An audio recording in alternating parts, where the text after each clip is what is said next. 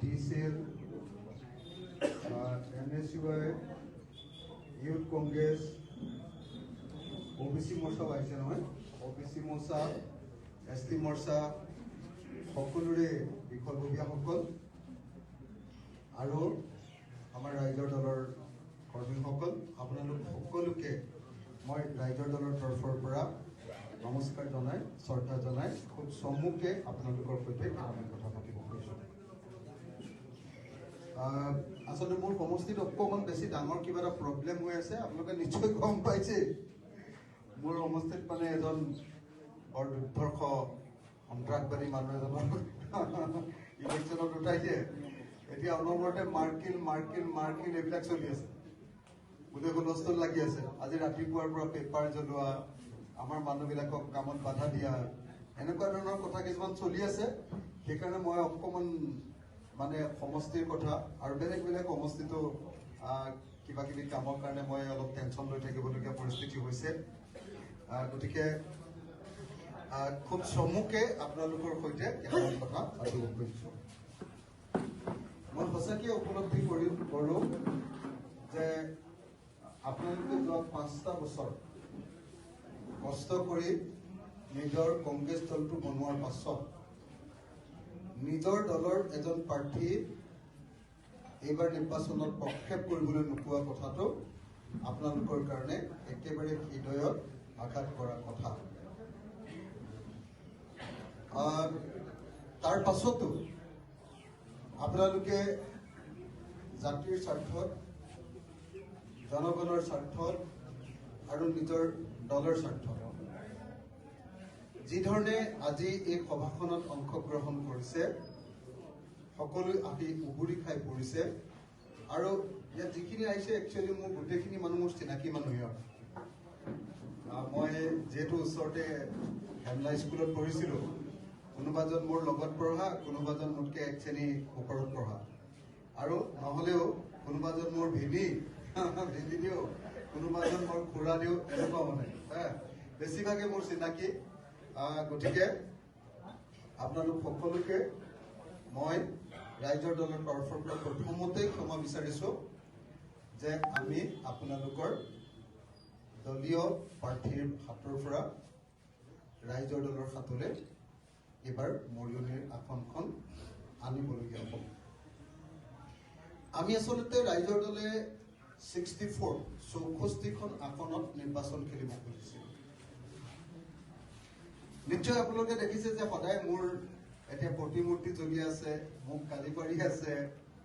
মোক যে কি গালি দিছে মোৰ ফোনটো আপোনালোকক দেখুৱাই দিলে মানে মই যেন পৃথিৱীৰ আটাইতকৈ বেয়া মানুহটো তেনেকুৱাই লাগে। এতিয়া মোৰ চবেই গালি দি আছে যে আমাক ইমান টকা খৰচ কৰালে, আমি ইমান কষ্ট কৰিলো, আমাক আপুনি এনেকুৱা কথা কৈছিলে, এতিয়া আমাক কেণ্ডিডেট নিদি মোকে গালি পাৰি আছে যে নিজে জিকিবৰ কাৰণে কংগ্ৰেছৰ লগত বন্ধু হ'বলৈ গৈছে। এনেকুৱা ধৰণৰ অনেক গালিৰে মোৰ ফোনটো এতিয়া ভৰি আছে।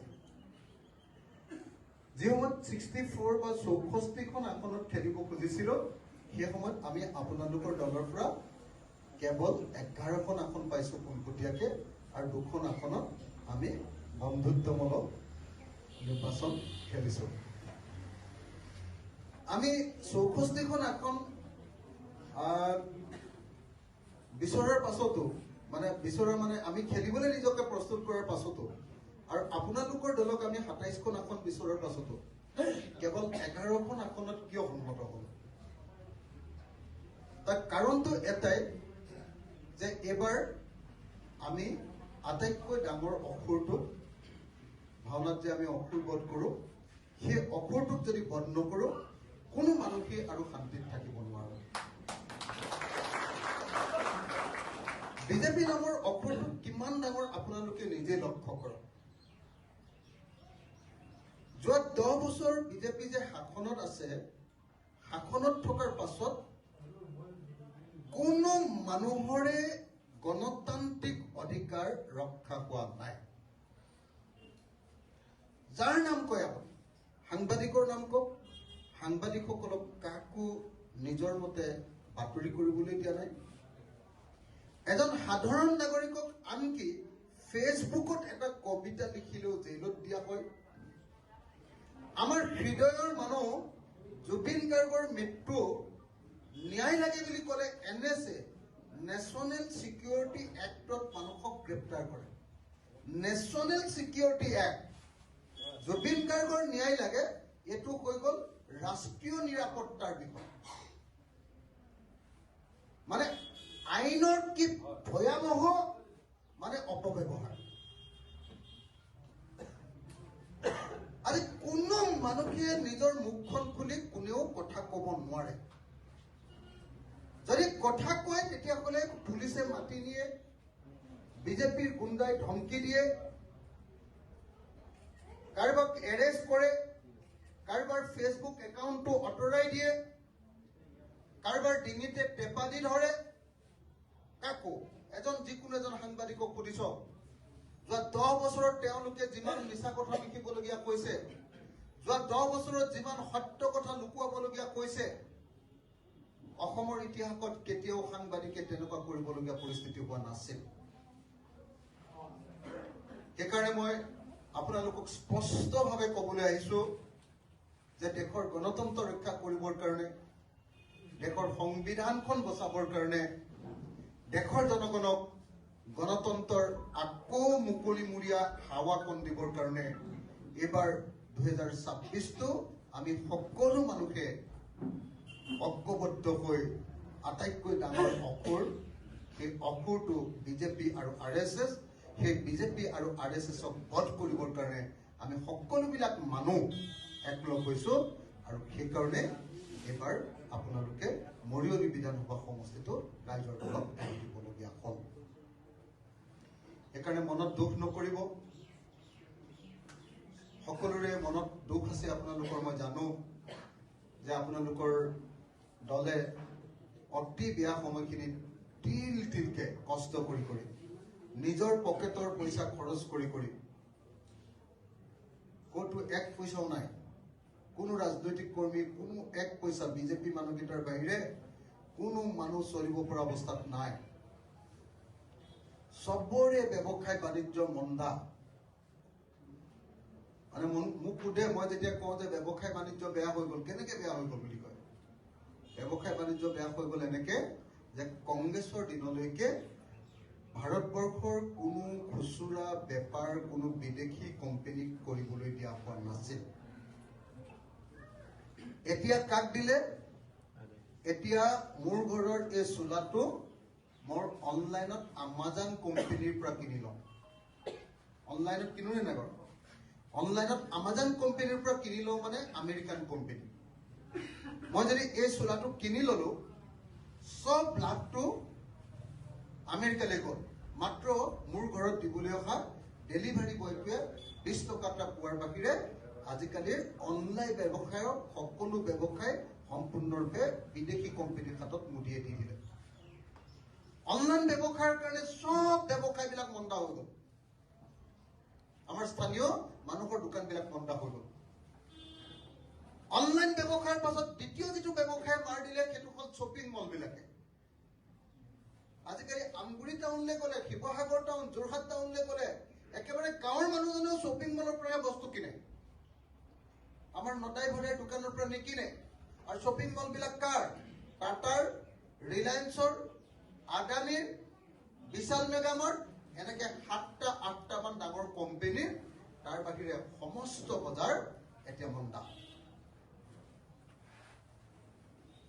এই যে সকলো দেশৰ বজাৰখন কেৱল আৰু কেৱল কেইজনমান পুঁজিপতি আৰু বিদেশী পুঁজিপতিৰ হাতত দি দিলে, তাৰ ফলস্বৰূপে গোটেই দেশৰ বজাৰখন এতিয়া শুকান।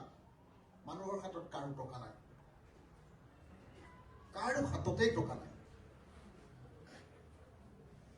গোটেই কোম্পানীবিলাকৰ হাতত গোটেই দেশৰ যিমানবিলাক সম্পদ আছিলে, তেল, কয়লা, সোণ, শিল, চাহপাত, এইবিলাক কমপ্লিটলি কোম্পানীৰ হাতত দি দিয়াৰ কাৰণে বস্তুৰ দাম, আগতে যিটো কংগ্ৰেছ চৰকাৰৰ দিনত এটা গেছ চিলিণ্ডাৰ 414 টকা দি কিনিছিল, তেতিয়া বিজেপিয়ে ধৰ্ণা দিছিলে।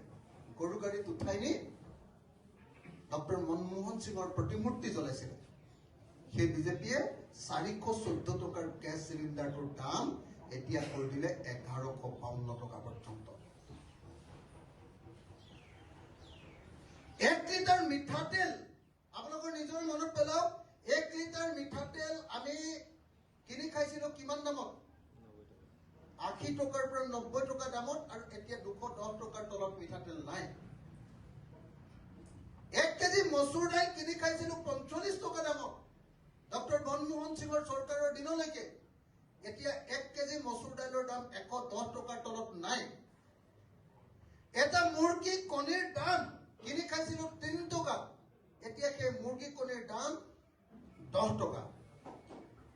এটা 1 কেজি নিমখৰ দাম কিনি খাইছিলো 3 টকা, এতিয়া সেই নিমখৰ দাম 15 টকাৰ পৰা 35 টকাৰ ভিতৰত। আপোনালোকে নিজেই চাওক, ডক্টৰ মনমোহন সিঙৰ চৰকাৰ আৰু এই চৰকাৰৰ মাজত সেই দামৰ আকাশ পাতাল পাৰ্থক্যটো আমি সকলোৱে বুজি উঠিব লাগিব। এফালেদি বজাৰ আমাৰ হাতৰ পৰা লৈ গ'ল, আনফালেদি সকলো বস্তুৰ দাম বঢ়াই দিলে। গতিকে কাৰো হাতত আৰু পকেটত পইচা নাই। আগতে 500 টকীয়া নোটটো লৈ গ'লে বজাৰৰ পৰা এবেগ আপুনি বজাৰ কৰি আনিব, এতিয়া 500 টকাত 1 কেজি ছাগলী মাংস পাই জানো? নাপায়। 1 কেজি মাংস আনিব আপুনি নোৱাৰে, মুৰ্গী মাংস আনিব নোৱাৰে। তেতিয়াহ'লে মানুহৰ হাতত ক'ত থাকিব? এই বস্তুটো লুকুৱাবৰ কাৰণে, এই মূল অৰ্থনৈতিক কথাটো লুকুৱাবৰ কাৰণে যে এফালৰ পৰা যে সম্পদ আৰু বজাৰ সম্পূৰ্ণৰূপে ব্যক্তিগত কোম্পানীবিলাকৰ হাতত দি দিলে, বিদেশী কোম্পানীবিলাকৰ হাতত দি দিলে, সেইটোকে লুকুৱাবৰ কাৰণে কি কৰিছে? দেশত চাৰিওফালে কেৱল হিন্দু মুছলমান, হিন্দু মুছলমান, হিন্দু মুছলমান, হিন্দু মুছলমান, হিন্দু মুছলমান, কেৱল মানুহৰ মাজত এটা ধৰ্মীয় উন্মাদনা বিয়পাই দিছে। আৰু যিবিলাক মানুহক এই ধৰ্মীয় উন্মাদনাই চুব নোৱাৰে, একেবাৰে গাঁৱৰ ভিতৰৰ দুখীয়া মানুহ, সেই মানুহবিলাকৰ কাৰণে নৰেন্দ্ৰ মোদীয়ে দিছে, কি দিছে? যে 1 বছৰত 6,000 টকা পাব পৰাৰ PM কিষাণ আঁচনি, এমাহত 500 টকা, আৰু ৰাজ্য চৰকাৰবিলাকক দিবলৈ দিছে লাভলী বেহেন বা অৰুণোদয়ৰ নিচিনা 1250 টকা, 1000 টকাৰ আঁচনি। কেলে? নহ'লে চব মানুহবিলাক মৰি সজি শেষ হৈ যাব। আজি অৰুণোদয় 1250 টকা নাপালে গাঁৱৰ চব গেলামালৰ দোকানবিলাক বন্ধ হৈ যাব। নাই, বেপাৰ চব খতম। চব ফালৰ পৰা মানুহ, চব ফালৰ পৰা, চব ফালৰ পৰা। এফালৰ পৰা মানুহক হিন্দু মুছলমান কৰি দিলে, আগৰ মৰম চেনে নাই। চিটি বাছত যে ঠেলা হেঁচা হ'লে এই ওচৰৰ মানুহটোৱে পকেট পাৰিব নেকি বুলি ভয় কৰে। এতিয়া মানুহ দেখিলে এইটো হিন্দু নে মুছলমান মুখখনলৈ চাই লয়। এই পৰিৱেশ কেতিয়াও অসমত নাছিলে। এই পৰিৱেশ কেতিয়াও নাছিলে অসমত। কোনোদিন মানৱতাক কেতিয়াও এনেকে বিভাজিত কৰা পোৱা নাছিলে অসমত। জীৱনত প্ৰথমবাৰৰ কাৰণে অসমীয়া জাতিটোক এনেকৈ ধৰ্মৰ নামত, জাতিৰ নামত কমপ্লিটলি ভাগ ভাগ কৰি পেলোৱা হ'ল, আৰু কমপ্লিটলি ভাগ ভাগ কৰি অসমীয়া জাতিটোক দুৰ্বল কৰি দিয়া হ'ল, আৰু চেন্ট্ৰেল গভৰ্ণমেণ্টখনক সবল কৰি পেলোৱা হ'ল। এনেকুৱা পৰিস্থিতিত চাৰিওফালৰ পৰা যি দেশত সংকট আহিছে, মই ক'লোৱেই, ব্যৱসায় বাণিজ্যৰ সংকট, বস্তুৰ দামৰ সংকট, দেশৰ সম্পদ এটা এটাকে বিদেশী কোম্পানীবিলাকক দি দিয়াৰ সংকট। গোপীনাথ বৰদলৈৰ নামত থকা এয়াৰপৰ্টটো যদি আদানীক দি দিব পাৰে, জাগিৰোডৰ কাগজ কলটো আমাৰ ৰাইজৰ আছিলে, সেই কাগজ কলটোত 27,000 কোটি টকা খৰচ কৰিব বুলি টাটা কোম্পানীক দিলে। মই বিধানসভাত প্ৰশ্ন কৰিলো যে 27,000 কোটি টকা ক'ৰ পৰা আহিব? তাত মোক লিখি দিলে, উত্তৰ দিলে, কি বুলি দিলে? 750 বিঘা মাটি 750 টকা এটকাকে টাটা কোম্পানীক দি দিয়া হৈছে। অসমৰ জাগিৰোডৰ কাষৰ সেই মাটিৰ দাম 1 বিঘাৰ দাম কমেও 5 কোটি টকা হ'ব, এটকাকে দিয়া হৈছে। কৈছে যে 27,000 কোটি টকাৰ ভিতৰত 15,000 কোটি টকা চেন্ট্ৰেল গভৰ্ণমেণ্টে কেপিটেল ছাবচিডি দিব, ফ্ৰীকে দিব। 5,000 কোটি টকা ফ্ৰীকে দিব ৰাজ্য চৰকাৰে। 15 + 5 20,000 কোটি টকা ফ্ৰী, আৰু 7,000 কোটি টকা চৰকাৰে গ্যাৰান্টি লৈ বেংকৰ পৰা উলিয়াই দিব ধাৰ, ইন্টাৰেষ্ট ফ্ৰী ধাৰ। তাৰমানে 27,000 কোটি টকা যে টাটা কোম্পানীয়ে সেমিকন্ডাক্টৰ ইণ্ডাষ্ট্ৰী বনাব বুলি ক'লে তাৰ সম্পূৰ্ণ টকা আমাৰ, মাটি আমাৰ ফ্ৰী, কোম্পানীক দি দিলে। আছিলে আমাৰ ৰাজহুৱা খণ্ডৰ এটা কাগজ কল, সেইটো মাৰি পেলালে। এনেকৈ সকলো সম্পদ আমাৰ মুখৰ আগত দি দিলে। মোৰ শিৱসাগৰত আগতে প্ৰত্যেকখন গাঁৱে গাঁৱে আছিলে এজন এজন ONGCৰ 1 ঘৰত 2 ঘৰত 3 ঘৰত এনেকে 5 ঘৰ 10 ঘৰত ONGCৰ কৰ্মচাৰী। যোৱা কিমান বছৰ ধৰি কৈ গ'ল একজন মানুহকেও নতুনকে ONGCৰ কাম পোৱা নাই। কেলে? ONGC বুলি কোম্পানীটোৱে নাই এতিয়া। ONGCৰ নামত চব তেল খাতবিলাক বেলেগ কোম্পানীবিলাকক প্ৰাইভেট কোম্পানী কিছুমানত চবকে নিজৰ দি দিয়া। এতিয়া যদি কোনোবাই কাম পাইছে, কোনোবা প্ৰাইভেট কোম্পানীৰ কন্ট্ৰেকচুৱেল চুক্তিবদ্ধ শ্ৰমিকৰ কাম পাইছে। এটা নতুন যুগ ইহঁতে সৃষ্টি কৰি দিলে। সম্পূৰ্ণৰূপে মানুহক দুখীয়া কৰি কোম্পানীক ধনী কৰাৰ এটা নতুন যুগ ইহঁতে সৃষ্টি কৰি দিলে। আমাৰ সন্মুখতে চৰকাৰী স্কুল এখন এখনকে বন্ধ কৰি, মোৰ দিনত, আমাৰ দিনত, আপোনালোকৰ ইয়াত যিমান মানুহ আছে, আমাৰ দিনত সকলোবিলাক মানুহ আমি চব চৰকাৰী স্কুলত পঢ়িছিলোঁ। এতিয়া গাঁওখনৰ আধাতকে ল'ৰা ছোৱালী বেছি এতিয়া প্ৰাইভেট স্কুলত পঢ়ে, প্ৰাইভেট স্কুলত পঢ়ে। আমাৰ সন্মুখত 11,000খন স্কুল বন্ধ কৰি দিলে। কোনো মানুহে তাৰ বিৰুদ্ধে কথা ক'বৰ কাৰণে কোনো মানুহ নাই। যি 2-এজন মানুহে কথা কয়, সিহঁতক NSA লগাই, সিহঁতক NIA লগাই, সিহঁতক এনেকুৱা অৱস্থাত পৰিণত কৰি দিয়ে যে এটাও মাত মাতিব নোৱাৰে। আপোনালোকে নিজেই দেখিছে, অসম বিধানসভাত 126 জন MLA থাকে। যদি মই নামাতো বিধানসভাখনত, হিমন্ত বিশ্ব শৰ্মাই প্ৰত্যেকটো ভাষণতে 6 কোবাই থাকে, এনেকে 6। ক্ৰিকেটত যে 6 মাৰে, মইহে খালি উল্টা পুল্টা কৰি যেনে তেনে অসমৰ মানুহৰ প্ৰশ্নবিলাক তাত উত্থাপন কৰোঁ। যেনে তেনে মোক কিমান অপমান কৰে।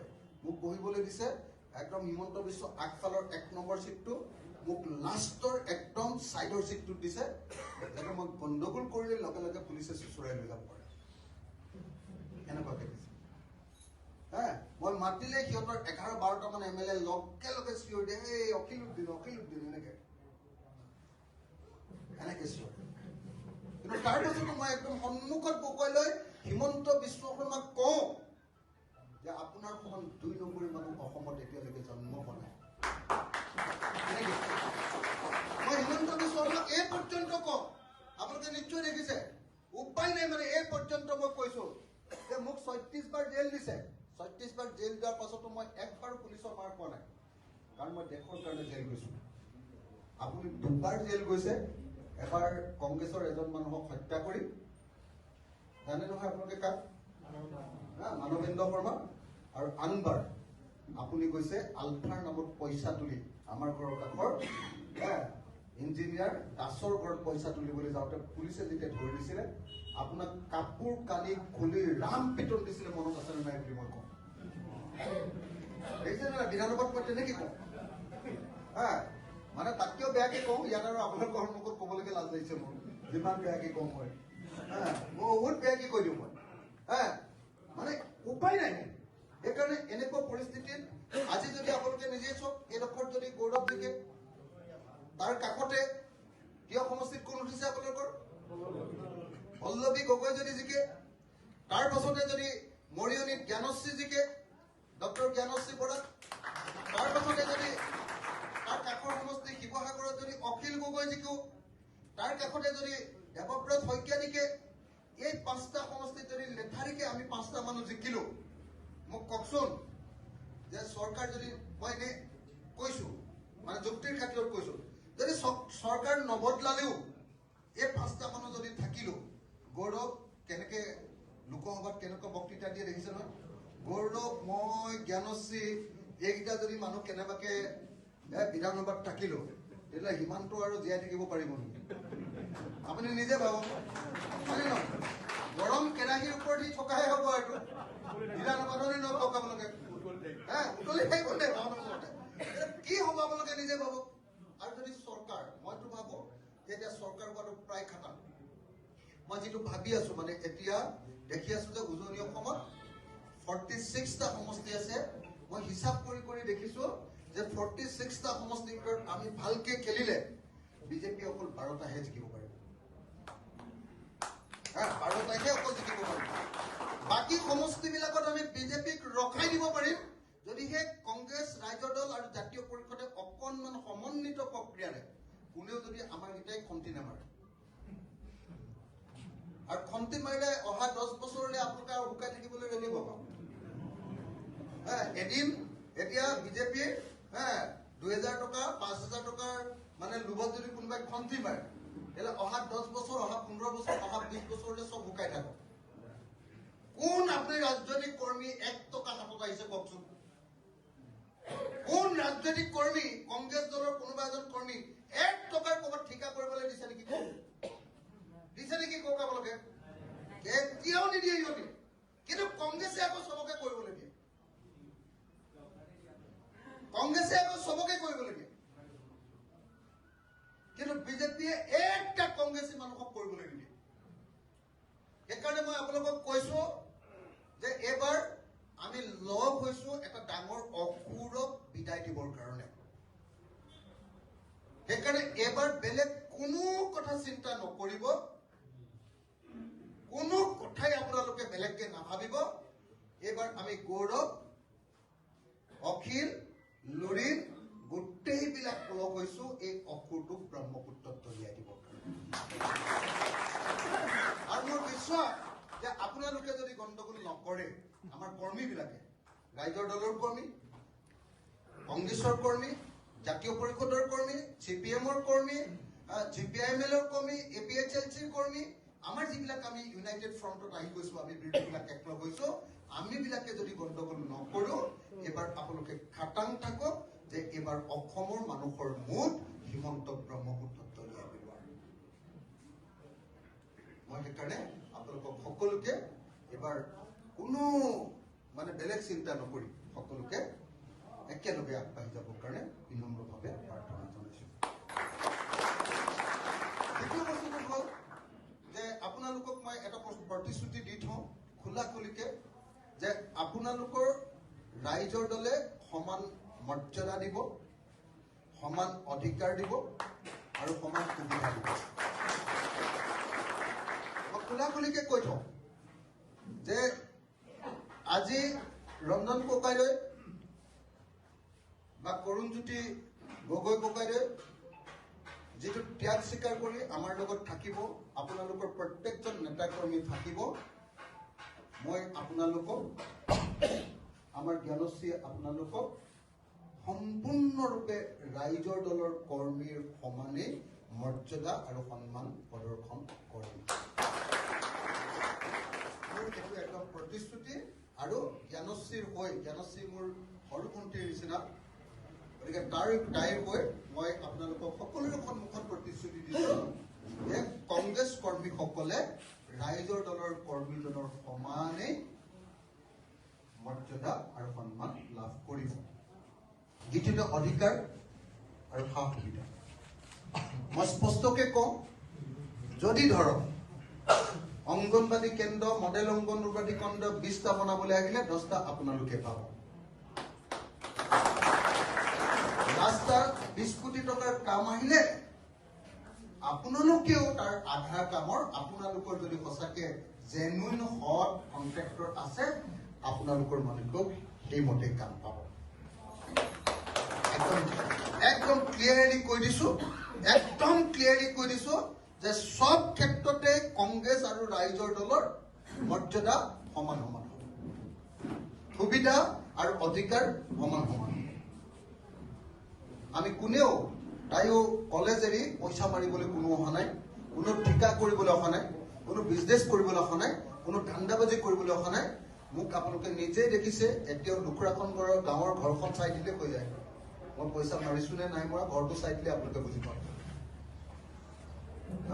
পইচা মৰা মানুহ এটাই ঘৰখন তেনেকে এনেকে প্লাষ্টাৰ নকৰাকে পৃথিৱীৰ কোনো মানুহে নথয়, নিজে চাই দিলে হ'ল। গতিকে আপোনালোকক সকলোকে এটাই কথা কৈছো যে আপোনালোকৰ সকলোৰে প্ৰতি বিনম্ৰ অনুৰোধ যে আমি আপোনালোকক সমান মৰ্যাদা দিম, আমি আপোনালোকক সমান সন্মান কৰিম, আমি আপোনালোকক সমান অধিকাৰ দিম, আমি আপোনালোকক সমান সুযোগ সুবিধা দিম। আপোনালোকেও এতিয়া ৰাইজৰ দলৰ কৰ্মী এজনে কৰা কষ্টৰ নিচিনাকে কংগ্ৰেছেও একে কষ্ট কৰিবলৈ ওলাই আহক। আহিবনে নাই? আহিবনে? আহিব ন? আৰু দ্বিতীয়তে এই যে নিৰ্বাচন আমি খেলিম, নিৰ্বাচন খেলিতেও আমাৰ নিৰ্বাচনী পুঁজি খৰচ কৰাৰ যিটো নিয়ম আছে, যে আমাৰ বুথ কমিটিলৈ পইচা দিব লাগে, মণ্ডল কমিটিক পইচা দিব লাগে, ব্লক কমিটিক পইচা দিব লাগে, একদম ককাইদেউ আৰু তেখেতে মোক কৈয়ে দিছে, খোলাখুলিকে কৈ দিছে, একদম পোনপটীয়াকে কৈ দিছে যে ৰাইজৰ দলৰ বুথৰ কাৰণে যিমান যাব, কংগ্ৰেছৰ বুথৰ কাৰণেও সিমান যাব। এটা কিস্তি গ'লে এটা, দুটা কিস্তি গ'লে দুটা। আমি ঠিক কৰি লৈছো, সেইটো মিটিঙত পাতিবলগীয়া কথা নহয়। সেই আটাইবিলাক সম্পূৰ্ণ সুযোগ আপোনালোকৰ হাতত। মৰিয়নি কুৰ্মী ৰাজৰ অৱসান ঘটা। এবাৰ ভাবি চাওকচোন, মাকে শাসন কৰিলে 15 বছৰ। মোৰ আকৌ লোকেল গাৰ্জেন আছিলে যে কলেজত, ৰূপম বাইদেউ মোৰ লোকেল গাৰ্জেন আছিলে, মই তেখেতক ভাল পাওঁ। কিন্তু এটা কথা ভাবকচোন, মাকে শাসন কৰিলে 15 বছৰ, পুতেকে শাসন কৰিলে 20 বছৰ, কিমান হ'ল? 35 বছৰ। 35 বছৰত গোটেই মৰিয়নি সমষ্টিটোত এটা বস্তু দেখুৱাই দিয়কচোন যে এওঁলোকে এই 35 বছৰীয়া শাসন কালত মৰিয়নিত এই বস্তুটো এনেকে ধুনীয়াকে বদলাই দিলে। এটা ধুনীয়া অনুষ্ঠান দেখুৱাকচোন। মোক মানুহে কয় যে বিৰোধী দলৰ MLA কলে একো আনিব নোৱাৰে। মই যোৱা 5 বছৰত অসম চৰকাৰৰ দ্বিতীয়টো ডাঙৰ প্ৰজেক্ট ৰংঘৰ প্ৰকল্প 142 কোটি টকাৰে আনিলো। শিৱসাগৰ টাউনৰ খোৱাপানী যোগানৰ কাৰণে 70 কোটি টকাৰ অমৃত প্ৰজেক্ট আনিলো। বানপানী সমস্যা 12.5 কিলোমিটাৰ মোৰ অঞ্চলত ব্ৰহ্মপুত্ৰ পৰে, 12.5 কিলোমিটাৰ গোটেই নদীখন মই জিঅ' বেগ লগাই দিবৰ কাৰণে মই 205 কোটি টকা আনিলো। শিৱসাগৰ পুৰণি জিলা ডিষ্ট্ৰিক্ট ষ্টেডিয়াম নাছিলে, মই ডিষ্ট্ৰিক্ট ষ্টেডিয়াম বনাই শেষ কৰি দিলো। আমাৰ চাৰ্কিট হাউচটো ভগা চিগা আছিলে, সেইটো নতুনকে বনালো। টাই মিউজিয়াম বনালো, আপোনাৰ যমুনা চাফা কৰালো। এটাকে এটাকে কৈ গলেও মই স্পেচিয়েল প্ৰজেক্ট হিচাপে 10ৰ পৰা 15টা 5 বছৰৰ ভিতৰতে আনিবলৈ সক্ষম। 10ৰ পৰা 15টা স্পেচিয়েল প্ৰজেক্ট আনিছো। সৰু সুৰা প্ৰজেক্ট মই কেইবাশ কোটি টকা, মই 1200 কোটি মান টকা চৰকাৰৰ পৰা আনিবলৈ সক্ষম হৈছো। মই শিৱসাগৰ সমষ্টিৰ ঘৰে ঘৰে মোটামুটি পানী দিছো 88%, 12% মানুহক দিব পৰা নাই, 88%। কিন্তু মোৰ নিজৰ ঘৰ মৰিয়নি সমষ্টিৰ লুকুৰাখন গাঁৱত 1 টোপালো পানী নাই। এই গোটেই নকছাৰীৰ পৰা এইডোখৰৰ পৰা এইডোখৰ পালেহি নি পানী? গোটেই মৰিয়নিৰ পৰা নকছাৰীৰ পৰা গৈ একদম আমাৰ হাঁহচৰাত ওলাই গৈছেগে। 1 টোপাল পানী কাকো দিব পৰা নাই। মই 366টা JJM প্ৰজেক্ট বনাইছো। বিৰোধী বিধায়ক এনেকৈতো লাভ নাই। 1 টোপাল পানী। মই আপোনালোকৰ ইয়াত গাভৰু পাহাৰৰ ওপৰত এখন গাঁও চাবলৈ গৈছিলো, এনেকুৱা কি বুলি কয়? ৰংখাম, মানে ৰংখাম গাঁৱত পানী চাবলৈ গৈছিলো। মানুহবিলাকে এনেকে জুৰিৰ পৰা একদম নদীৰ পৰা পানী এনেকে গাঁত এটা কৰি এনেকে বাটি তুলি এনেকে এনেকে তুলে, এনেকে এনেকে একদম হেৰি যেন পুৰণি অৰণ্যৰ যুগতে এতিয়াও আমি বাস কৰি আছো। মই ক্লাছ 8ৰ পৰা হেমলাই হাইস্কুলত পঢ়িছিলো। 8 কিলোমিটাৰ ঘৰৰ পৰা চাইকেল লৈ আহিছিলো, তেতিয়াও ভুদৰালি ভগা আছিলে। মই যেতিয়া কলেজলৈ গলো তেতিয়াও ভুদৰালি ভগা, তেতিয়া তেওঁৰ মাকৰ শাসন আছিলে। মই আন্দোলন কৰিলো, তেওঁৰ শাসন আছিলে। তেতিয়াও তেওঁ কংগ্ৰেছ অৰ্থাৎ চৰকাৰী পক্ষৰ বিধায়ক, তেতিয়াও ভুদৰালি ভগা। তাৰপিছত জাপ মাৰি বিজেপি গুচি গ'ল, আকৌ শাসক দললৈ গ'ল, তাৰ পাছতো এতিয়াও ধুতৰালি মই যে আজি আহিছো কঁকালটো বেকা হৈ আহিছে কাম কৰি পেলাই যে মই আহিছো ধুতৰালিটোত আহিবই নোৱাৰি হে কি কাম কৰিলে আপোনালোকে কওকচোন ৰূপজ্যোতি কুৰ্মীয়ে এজন বিধায়কৰ কাম কি অকল তুলনি বিয়া খোৱা নেকি কওকচোন আপোনালোকে অকল এজন বিধায়কৰ কামটো অকল তুলনি বিয়া খোৱা আৰু লাংখান তথা উৰুলি দিয়া য'তে ত'তে উৰুলি দি ফিক্স ৰাখি কৰা নেকি এজন বিধায়কৰ কাম নিজে কওকচোন আপুনি বেলেগ কথা বাদ দিয়ক তেখেত চাহ শ্ৰমিকৰ প্ৰতিনিধি বুলি কয় তেখেতটো বাগানত কাম কৰা মই কোনোদিন দেখা নাই বাৰু তেখেতক মই মদৰ দোকান দিয়েহে দেখিছো এতিয়া যোৰহাটত মদৰহে দোকান দিয়ে কিন্তু তথাপিও তেওঁ কয় যে মই চাহ বাগানৰ প্ৰতিনিধি বুলি কোৱা আমাৰ ওচৰতে থকা মোৰ ঘৰৰ ওচৰত আমাৰ ঘৰৰ কাষত কঁঠালবাৰী গাঁৱৰ লগত লাগি আছে পূৰ্ণা লাইন কঁঠালবাৰী গাঁৱৰ লগত লগ লাগি আছে বৰ লাইন কোনটো লাইনৰ মানুহে ভালকে থাকিবলৈ পাইছে আপুনি এবাৰ নিজে চাই আহক একবাৰ চাই আহক একজন চাহ শ্ৰমিকৰ অৱস্থাৰ যদি উন্নতি ঘটিছে এওঁৰ চৰকাৰে অকল খালি ফাটলামি কথা অকল খালি ২ নম্বৰী কথা অকল খালি বেয়া চিন্তা অকল খালি লোকক তাচ্ছিল্য কৰা তাৰ বাহিৰে এই মানে আপোনাৰ কি কয় ৰূপজ্যোতি কুৰ্মী বোলা মানুহজনৰ মই কোনো কামেই নেদেখিম আপোনালোকে নিশ্চয় এটা কথা জানে মই ৩টা কথা কলো দেই 2টা কথা কলো এতিয়ালৈকে ১ নম্বৰ এজন বিধায়কে স্পেচিয়েল প্ৰজেক্ট আনিব পাৰিব লাগে তেতিয়াহে তেওঁ আচল বিধায়ক মই ৰূপজ্যোতি কুৰ্মী এটাও স্পেচিয়েল প্ৰজেক্ট দেখা নাই মই কলো যে মোৰ সমষ্টিত কিন্তু মই 10ৰ পৰা 15টা স্পেচিয়েল প্ৰজেক্ট নিলো যেটো বেলেগ সমষ্টিত নাই মোৰ সমষ্টিৰ কাৰণে স্পেচিয়েল দিছো 2 নম্বৰ আপোনালোকে মেইন যিটো বস্তু যে এজন বিধায়কৰ আচল কাম কি বাৰু মানুহবিলাকে ভাবে যে বিধায়ক হোৱাটো তেনে সহজ পৃথিৱীৰ আটাইতকৈ টান কামটোৰ বিধায়ক হোৱাটো কেলে জানেনে এজন বিধায়কৰ আচল কামটো হ'ল বিধায়ক মানে হ'ল বিধান ৰচনা কৰা মানুহ ইংৰাজীত লেজিসলেটৰ বুলি কয় লেজিসলেটৰ মানে ইংৰাজী অসমীয়াত তাক কয় আইন সভা লেজিসলেচাৰ মানে হ'ল আইন সভা মানে য'ত আইন ৰচনা কৰা হয় আৰু যিকেইজন মানুহে আইন ৰচনা কৰে তেওঁৰ নাম বিধায়ক মোক এটা কথা কওকচোন ৰূপজ্যোতি কুৰ্মী নামৰ এই ভুকলীয়া ল'ৰাটো সেই ল'ৰাটোক যদি আপোনালোকে এই কোটাটোত তেওঁৰ মূৰটো এনেকে যুঁজাইও দিয়ে তেওঁ মূৰৰ পৰা এখন আইন ওলাবনে বাৰু ইংৰাজীত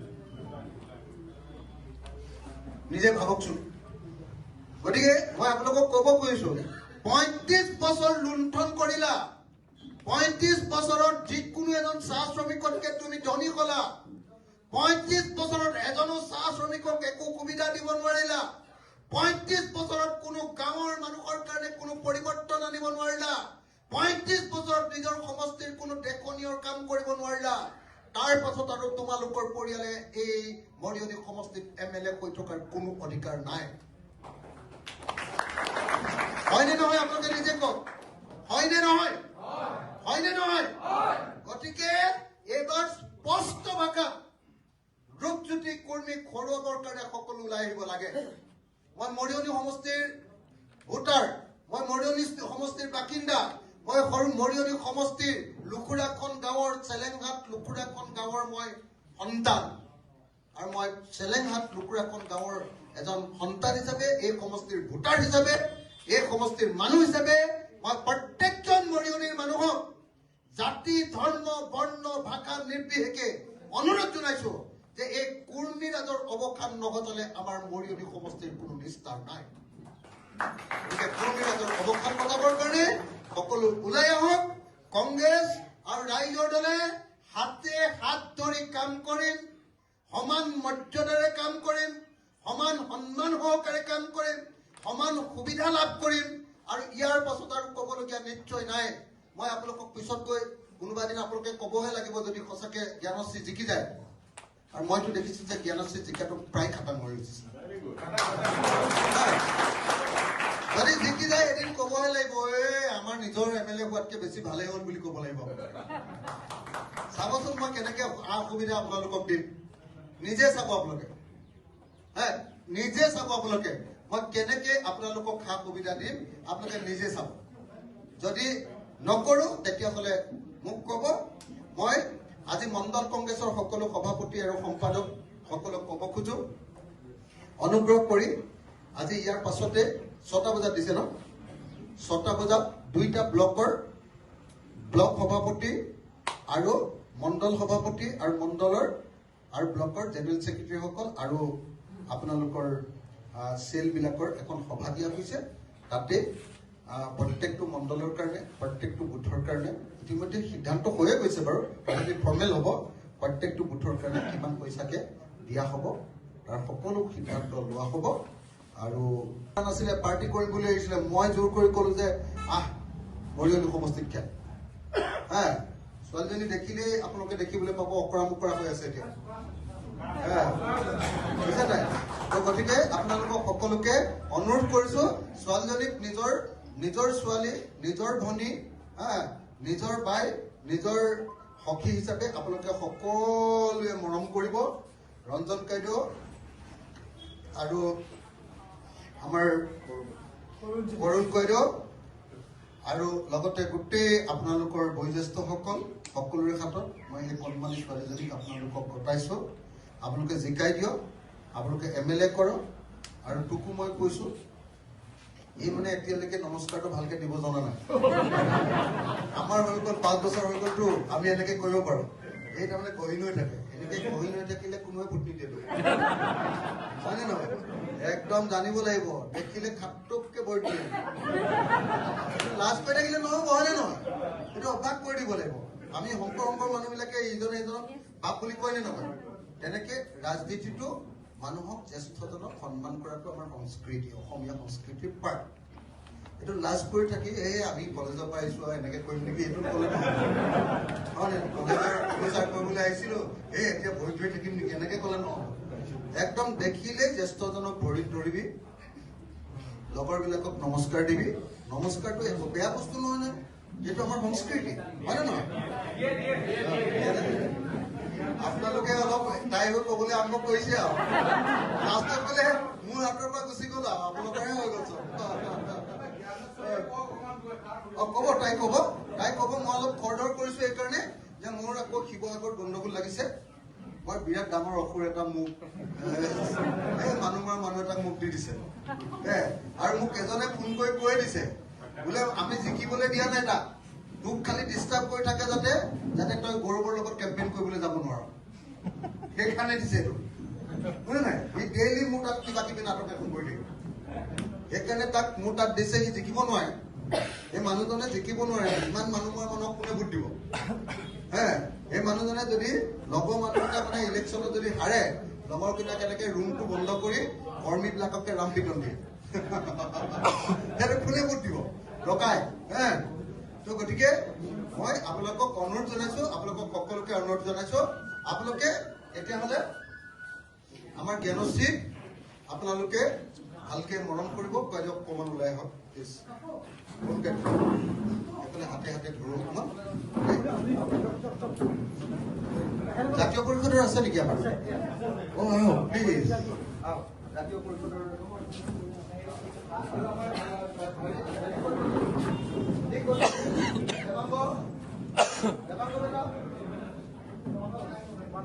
আমি সকলোৱে মিলি হাতখন দাঙি দিম। আপোনালোকে সকলোৱে এটা হাততালি বজাই আমাক আশীৰ্বাদ কৰিব দেই।